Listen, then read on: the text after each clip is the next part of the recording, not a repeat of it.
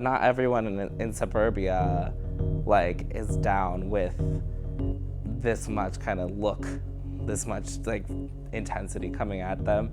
So not everyone is 100% positive all the time, but I tend to just not care. I, like to think that one day I'm gonna be something.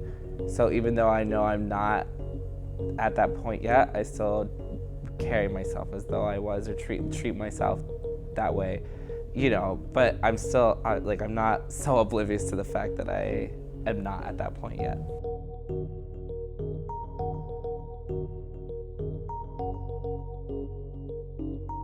I had no clue who he was. And then everyone was like, he's the kid with the platforms, and I'm just like, haven't seen him, I'm sorry.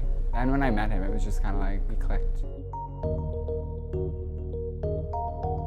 My photography is very, I don't want to say gaudy, but a little bit gaudy. I never really want to shy away from taking a concept all the way to its extreme. I'm never photographing to make something look pretty and soft and expected. I always want it to be arresting, visually arresting in some manner.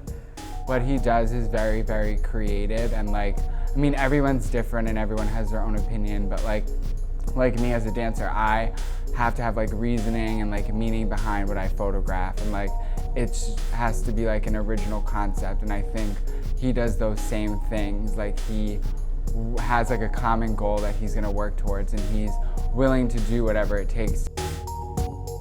A kind of a series that kind of garnered a lot of attention from people who saw it was this series of kind of the 3 different roles of people who are involved in war in 3 different kind of costumes or fashions, I should say.